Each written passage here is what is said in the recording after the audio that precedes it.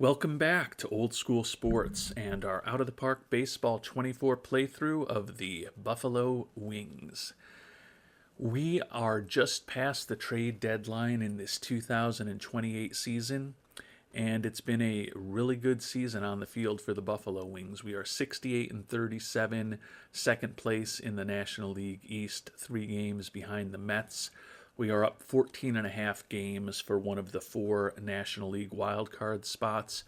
So the team is in a good position to make the playoffs here in our third year as a Major League Baseball expansion franchise. We'll find out in this episode, because we're going to cover the rest of the regular season, whether or not we make the playoffs, whether or not we can get past the Mets to win the division, or whether we will have an epic collapse and somehow end up missing the playoffs this season. I think the first of those scenarios, that we make the playoffs but don't win the division, is the most likely one. Not really saying much there, given that that's the position that we are in right now. But we will find out how things end up. Been a good year, obviously, on the field for the team. Have had some pretty significant injuries, though.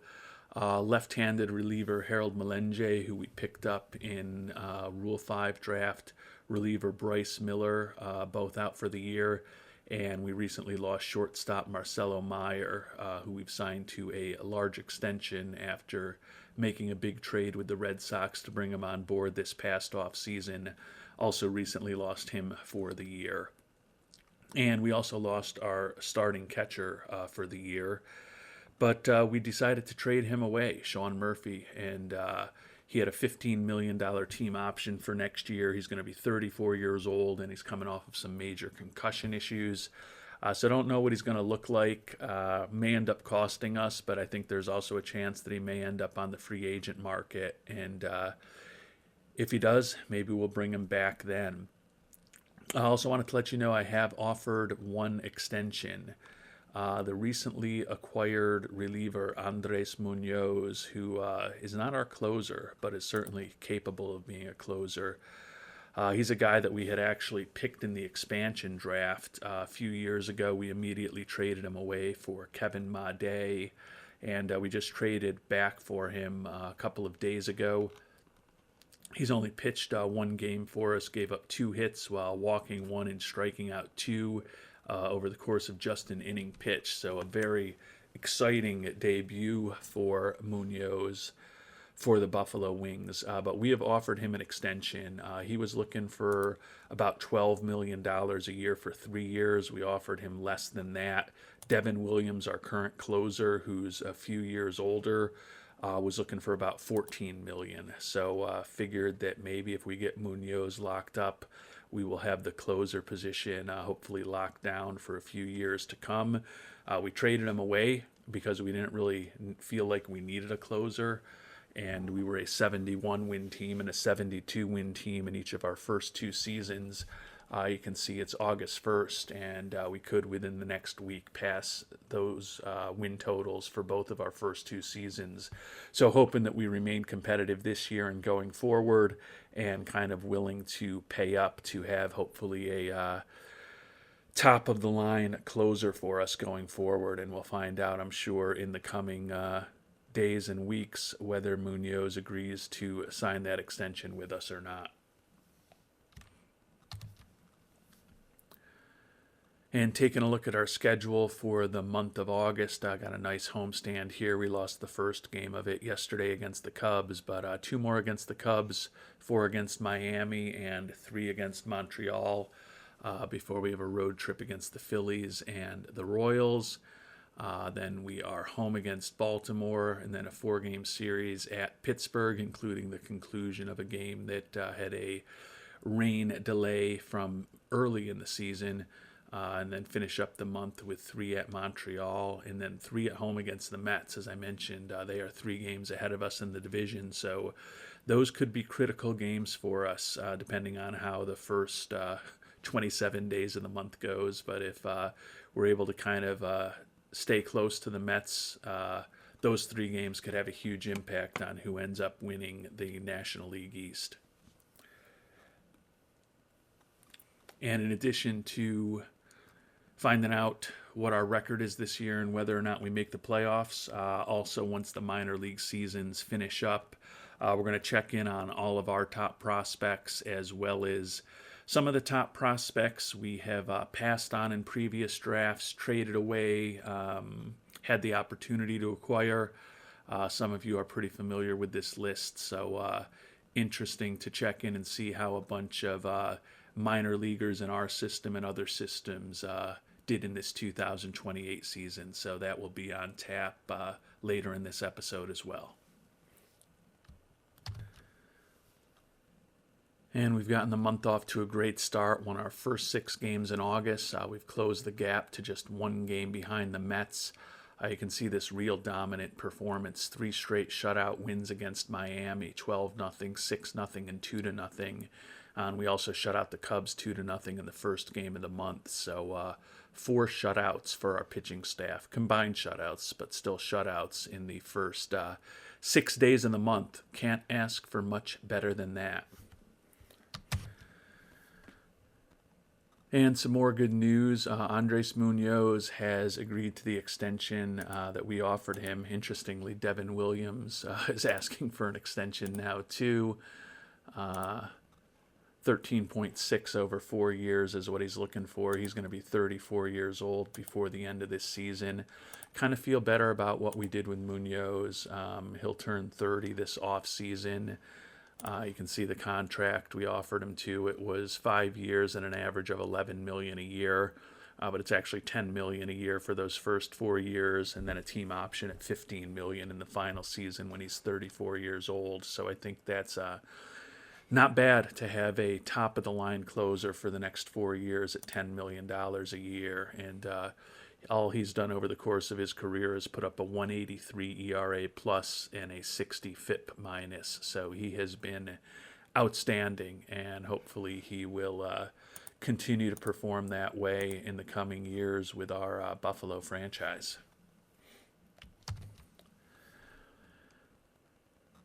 In more mixed results over this week, we lost 2 out of 3 to the Expos at home. Did take 2 out of 3 against Philadelphia on the road, but the Mets have definitely been struggling recently, and we are half a game ahead of the Mets for not just the NL East lead, but for the best record in baseball. They've lost 4 in a row, and we've also got 1 game in hand on them. So looks like at the end of the month it's going to be an incredibly big series between our teams.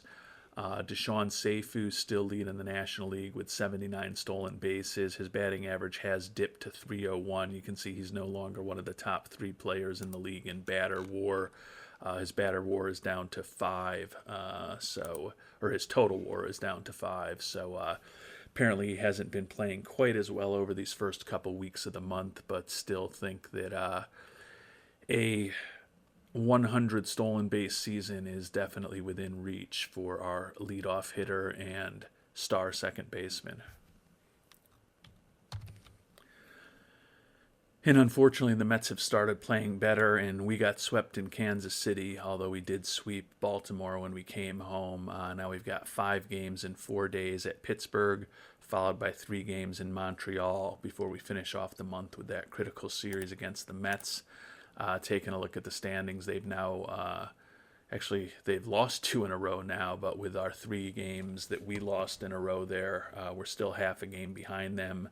Looks like with Cincinnati fading a little bit, the battle for the best record in baseball is going to be between the Mets and our Wings, and the loser of that battle will be the top seeded of the 4 wild cards in the National League, but it's going to be a small comfort to potentially have the second best record in baseball and still end up as a wild card team. Well, some negative news on the Rule 5 acquisition. Harold Melenge, setback in his recovery from shoulder inflammation. He's undergoing surgery, and he's going to be out at least 8 months. So unlikely that we'll even have him in spring training next year. Still think he's got a potentially interesting profile as a left-handed pitcher. Glad we picked him up in the Rule 5 draft. He did fine with 25 strikeouts over 19 and a third innings, 3.26 ERA, before he got hurt. But who knows what he's going to look like on the other side of this shoulder surgery. But that is the bad news. The good news, though, is that the team is playing pretty well. We took 3 out of 5 in Pittsburgh. We've split the first 2 in Montreal. You can see in the standings that it looks like we are tied with the Mets for first at 84 and 46, so a flat-footed tie between our two teams for the NL East title and the best record in baseball. We've obviously guaranteed ourselves more than the 71 and 72 wins we had in our first 2 seasons. We've already now guaranteed ourselves a winning record. So the next thing for us to do is to clinch a wild card spot. And we're have a magic number down to just 15. So we're getting close. We're hopefully in the first week or so of September, we'll at least know that we're going to be a playoff team this year. And both Buffalo and the New York Mets won yesterday, so as we begin this big 3-game series at home, we're still in a flat-footed tie on top of the National League East.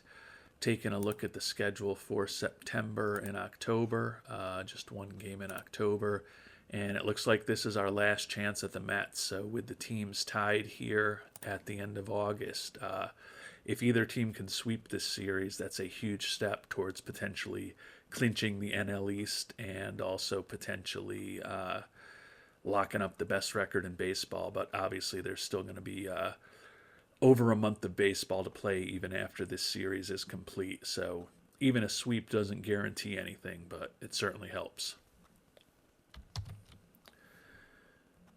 And some good news. We took 2 out of 3 against the Mets at home. We lost the first game and then came back and won 3-1 and 4-0 in the final 2 games. So as the month of September begins, our Buffalo Wings, 1 game free and clear of the Mets for the best record in the National League East and the best record in baseball. So still a lot of baseball to play. Be interesting to see if Deshaun Seifu with 84 steals can get to 100 on the year.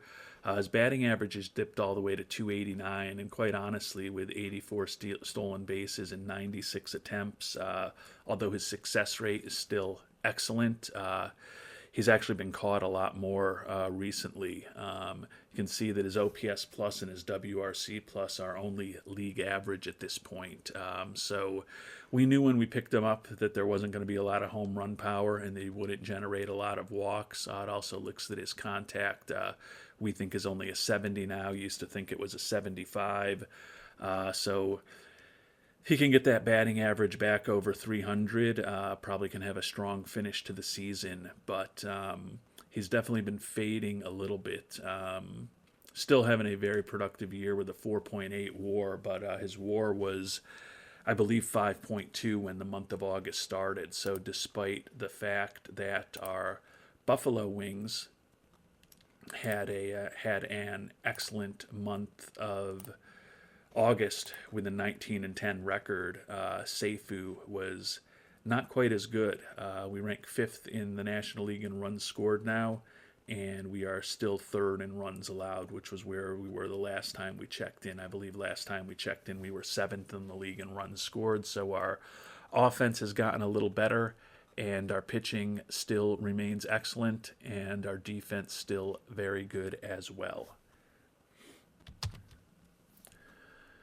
And for our 2 September call-ups, we will bring Sean Sullivan back up to get us another left-handed arm in the bullpen. He lost his spot in the starting rotation when we made a trade right before the trade deadline to bring on Luis Castillo as our number 5 starter. Castillo has been excellent, 4-1 record, over 42 innings pitched, 2.14 ERA. His BABIP is 246, and his batting average against is 203. With that BABIP in particular, would think that he's probably gotten a little lucky. You can see his Sierra is 4.08, but he has still been a very solid number 5 starter for us. So happy to have him on board for the rest of the season. Now happy to have Sullivan up as another left-handed arm in our bullpen. And we'll also bring up Miguel Blaise, who's basically spent almost the entire season down in Albany. Got caught in a numbers game for us, given the quality of our outfield and the improvements we made to the team this year. Former Rule 5 pick who was up with us all of last season, and all he did was have a 20-20 homer and stolen base season. Even that wasn't good enough to keep him in the majors most of this year, but he has hit 282 with 27 homers at AAA Albany. Good, solid defensive outfielder who can play a number of positions out there for us. So Blaise going to be back up with the team for the last month of the season. And to start off the month of September, we went 1-2 at Houston. Headed home now for the next week, though. 3 against Texas and 3 against the Padres. Take a quick look at the standings, and we're 2 up on the Mets, who have lost 5 in a row. So even though we've lost 2 in a row, still have made another game up, or taken another game lead on the Mets in the standings since they've lost their entire series. We lost 2 in a row after winning the first one. Mets' magic number to clinch a wild card is down to 11, so that means that ours is 9. So getting close to clinching a playoff spot, and once we've done that, the goal is to win the NL East, and once we've done that, the goal is to clinch the best record in baseball. But odds are that if we clinch the NL East, the day we do that will probably be the day that we clinch the best record in baseball. Well, we lost 3 in a row when we lost the first game of the homestand against Texas, but since then we've taken the last 2 of that series and started off the series against San Diego with a W. So standings-wise, still up 2 on the Mets here. Magic number for the division down to 20, getting very close to clinching a wild card spot. One piece of negative news, though, our excellent young outfielder, Vance Honeycutt, a little bit banged up. Not even going to end up on the DL, and having Blaise around will certainly help. But he's got a bruised thigh with a minimal impact on his hitting, but a moderate impact on his running, given that doesn't seem like we're going to have any question as to whether or not this team's going to make the playoffs. We're going to play him real conservatively and bench him just so he doesn't tweak anything and turn it into a more serious injury. Hitting 297 on the year with 20 doubles, 21 homers, 88 ribbies, 134 OPS plus, 135 WRC plus, 5.1 WAR. It's conceivable right now that he's passed Deshaun Seifu for the best WAR on our team with Seifu's recent struggles. Yeah, Seifu's WAR is down to 4.7 and his batting average is down to 283. So Seifu has been struggling, but Honeycutt has been playing better. But would love to see a strong finish to the season from both of them once Honeycutt is back and healthy. And the Wings continue to play well. We ended up sweeping the series against the Padres. So now we're going on the road against the Diamondbacks and the Cardinals for this next week. Obviously, with the continuation of our winning streak, 5 in a row, up 3 on the Mets for the best record in the East and the best record in baseball. And looks like our magic number to clinch a playoff spot is 1 at this point. So hopefully very shortly, we will know that the Wings are going to the playoffs in their 3rd season in Major League Baseball. And we beat Arizona 11-2, and we have clinched a postseason spot. Right now, we are 94-50, so clearly the goal is to get to at least 100 wins and hopefully much more than 100 wins this year. Up 3.5 now on the Mets for the best record in the NL East and the best record in baseball. You can see Seifu with 89 steals still hopefully can get to triple digits this year. And Samuel Basallo, the brilliant young rookie designated hitter, now has 100 ribbies. 276 average, 32 homers, 100 ribbies. He's a catcher / first baseman, but he has literally spent no time at any defensive position in the field this year. He has been a pure DH as a 23 and now 24-year-old rookie. And this is a guy who we picked in the expansion draft. Spent some time developing him through our farm system, and definitely paying dividends with the big offensive year he's put up for us in Buffalo. And it ended up being a 500 road trip for our Wings. We took 2 out of 3 in Arizona, but then we lost 2 out of 3 in St. Louis. We're home against the woeful Phillies, and then we've got 3 against Washington before our final road trip of the regular season to Miami, and then finishing up with 4 against the Braves. Taking a look at the standings, we are still up 4 on the Mets with our 96-53 record. Both of us have lost 2 in a row. So the magic number for the division and the magic number for the best record in baseball is 10 at this point.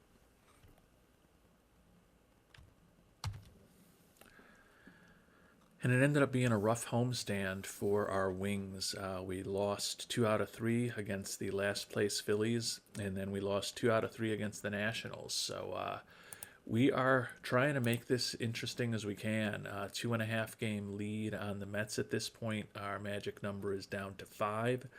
Deshaun Seifu with 96 steals has an outside chance of getting up to 100 on the year. Vance Honeycutt, in addition to the great hitting that we talked about, is now 3rd in the National League in stolen bases. Take a look at the rest of the leaderboard. And we had some guys who were up there in ERA earlier in the year. Doesn't seem to be the case anymore. So it's been a great pitching season overall by the Wings, but nobody atop the leaderboards there, or even on the leaderboards there. Honestly, the only person atop the leaderboards is Seifu. We'll see if he can get 4 more steals in this final week or so of the season. But more importantly than what he does in terms of stolen bases is hopefully taking at least a game in Miami, and then we will be back home for the final homestand of the regular season against the Braves. Hopefully we can get things clinched relatively soon. If we take 2 out of 3 against Miami, we'll certainly feel better about that. The Mets are still the second best record in all of baseball at 96-60. So again, if we can hold them off for the division, we will have home field advantage throughout the playoffs. And we're making it hard on ourselves. We just lost the first game in Miami. The Mets won again, so we've lost 3 in a row. They've won 3 in a row. The magic number is still 5, and we're only up a game and a half on them at this point. And we did just get an important 1-0 victory in Game 2, though. Hayden Yinger, one of the guys who I mentioned earlier, who had one of the best ERAs in the National League for a long time, looks like his ERA is down to 2.57, 14-3. He's proven to be a huge acquisition for us from the past offseason. Great to see a good game from Yinger. Taking a look at the standings, the Mets also lost, so the magic number down to 3, and they are 2.5 games behind us. We've got 5 games left to play. The last road game of the regular season at Miami, and then 4 at home against the Braves. And all of a sudden, it's pitching duel after pitching duel. We lost 1-0 after shutting them out 1-0. They got a run in the 5th. Run-scoring single from Jordan Lawler. Shohei Ohtani, 15-9 with a 3.11 ERA, got the tough luck loss. Allowed 5 hits and 1 walk over 7 innings, but he has certainly been better in his second season with us than he was in his first. He actually has been an all-star each of his seasons with us, but he was a 500 pitcher last year with a 4.04 ERA. This year he's 15-9 with a 3.11 ERA. And that'll be his last start of the year. We got 4 games left. We haven't clinched the division yet, but we're hoping to clinch it shortly, which will mean that he'll get a lot of time off before his next start at this point. And he would be all set up if we do end up having to play in a wild card series. But fortunately for us, the Mets lost their last game also, so we made up one more game as far as our magic number.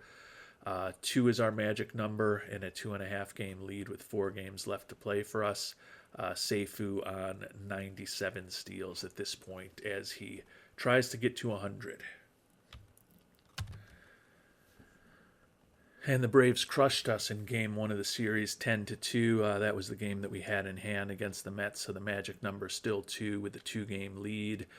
3 games left to play for each team as we try to not just get to 100 wins, but to clinch the best record in baseball over these final 3 games of the year. In a 4-2 win today, the Mets also won, so our magic number is down to 1. We've got 100 W's on the year.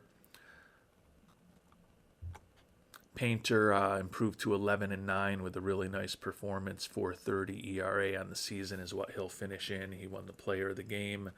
Jonah Heim, unfortunately injured in a collision at a base.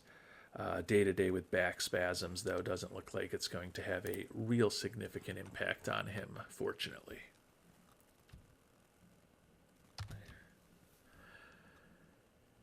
And unfortunately, we lost again.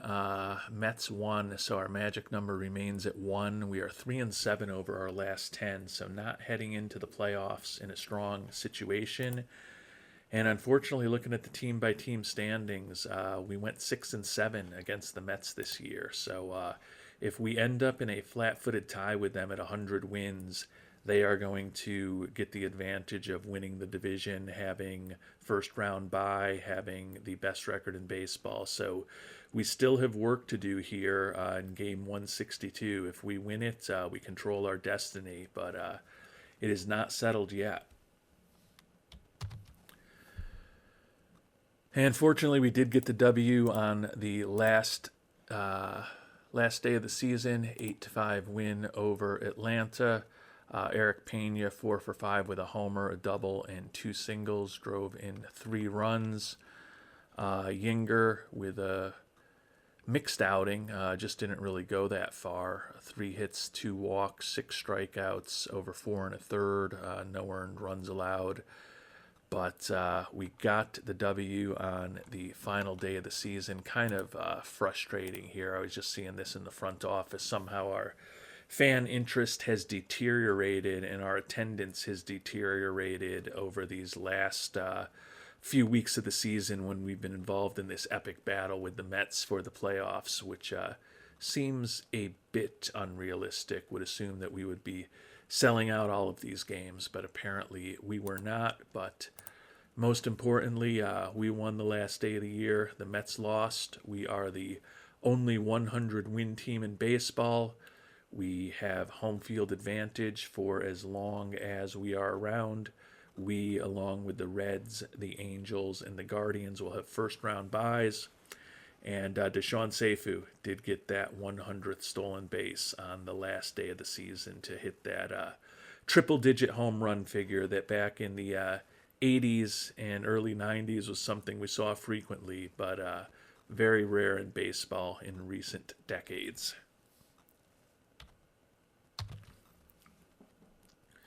So it was a 29-game improvement from the Wings, who went from a 72-win 7th-place team last year to a 101-win first-place team this season.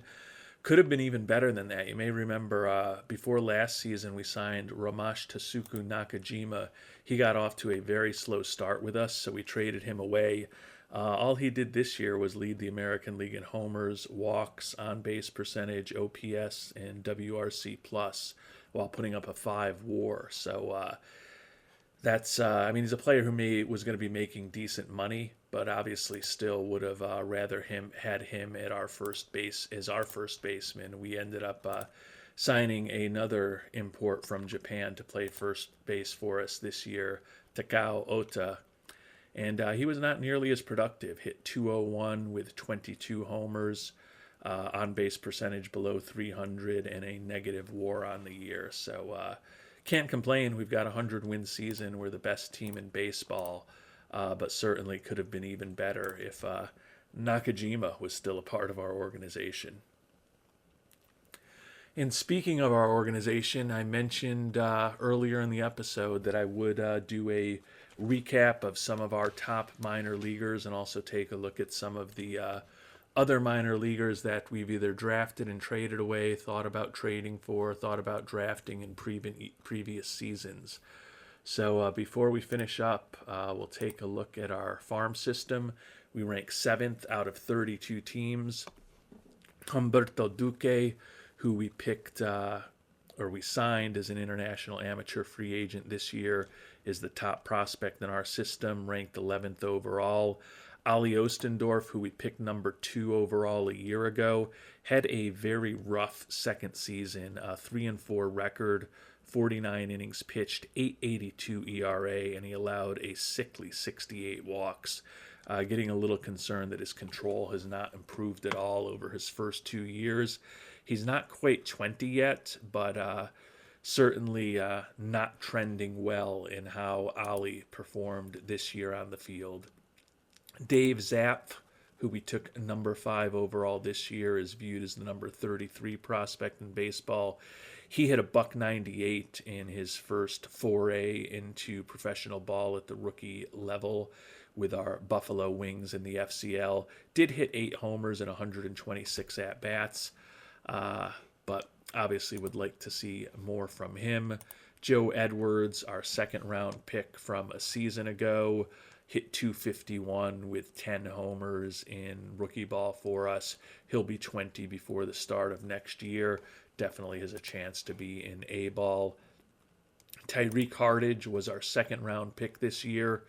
Hit .248 with 5 homers and 121 at-bats. Not the greatest start to his career, but not a horrible start either. Still think he's got potential to be a pretty interesting hitter with some decent speed and a lot of range in the outfield. And then Rodolfo Carmona, right fielder, international free agent signing from a couple of seasons ago at this point, made his professional debut, struck out 102 times in 184 at-bats. So striking out close to 60% of the time, not optimal. Did hit 6 home runs, but the batting average was 147. So he has a lot to learn as well.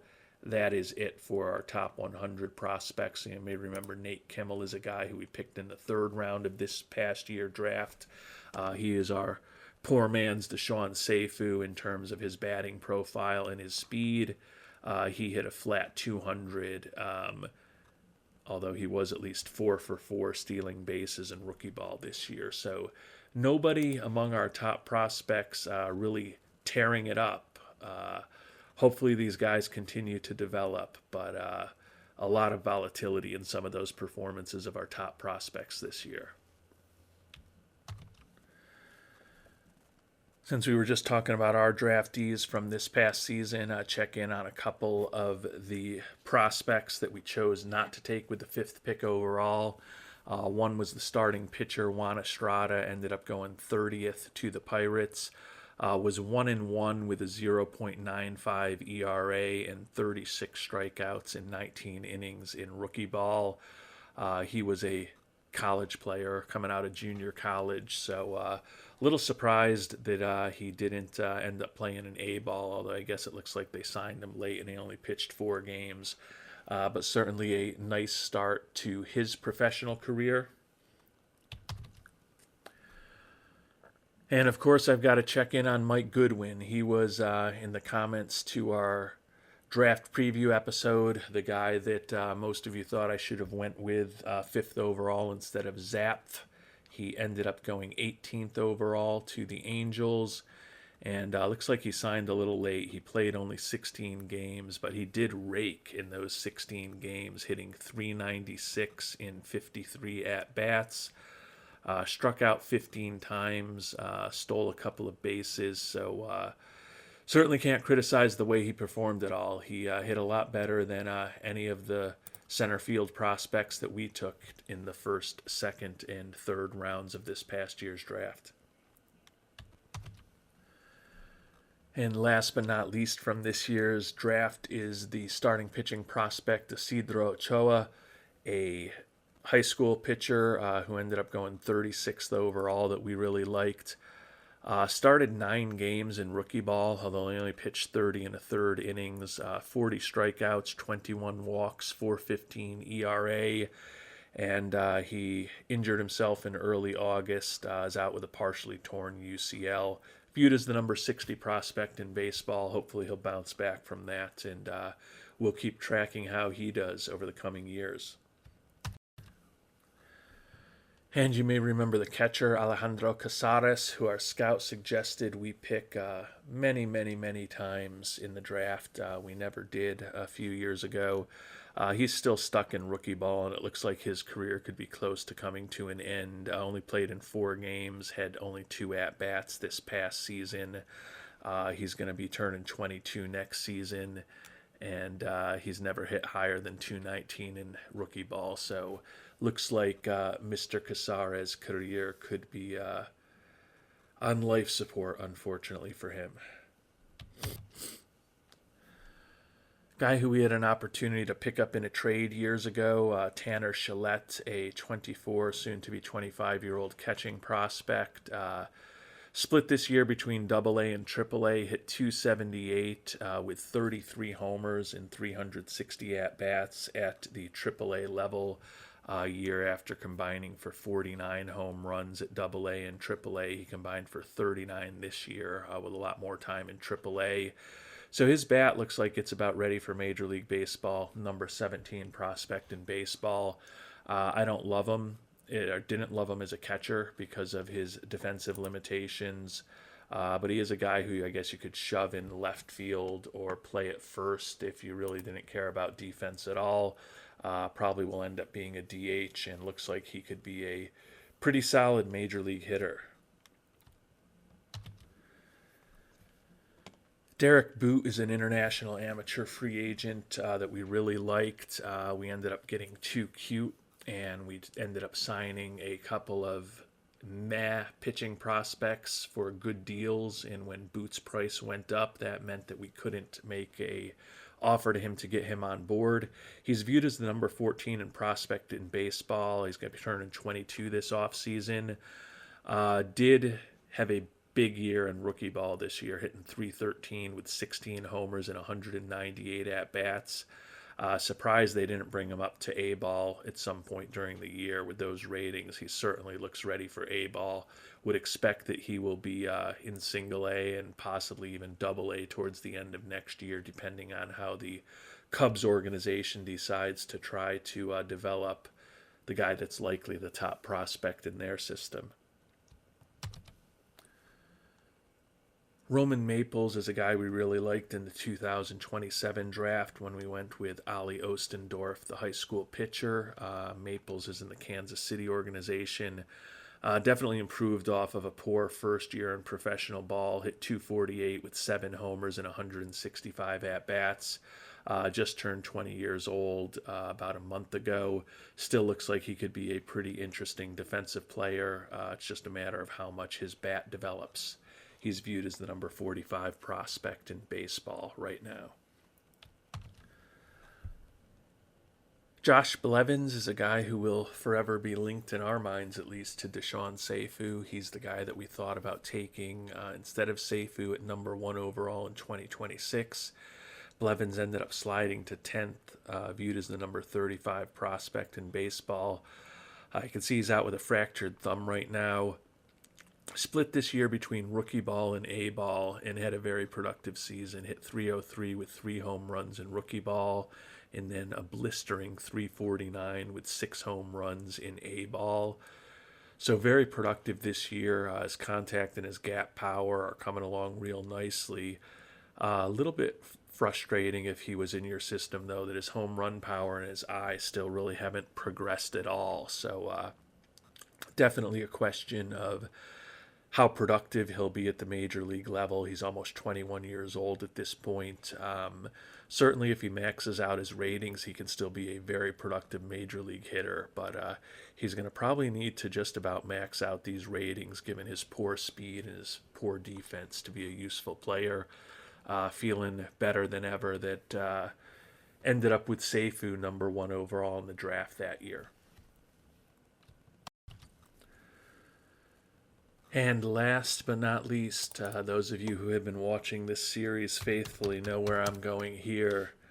Andres Medina, who was once the top prospect in our organization, once one of the top prospects in baseball, still listed as the number 19 prospect in baseball at this point.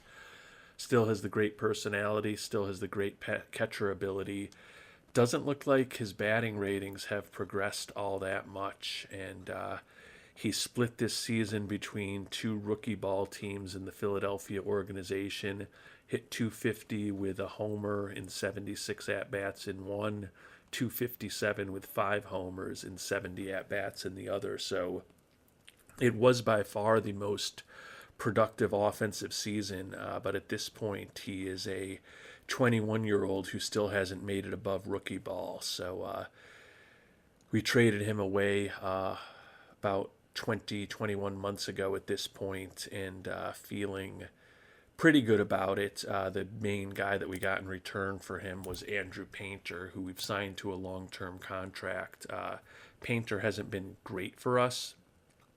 11-9 with a 4.30 ERA this year, but his ratings still suggest he should be a pretty productive pitcher, and he has been very durable going out there and leading the National League in games started each of his first 2 years with our team.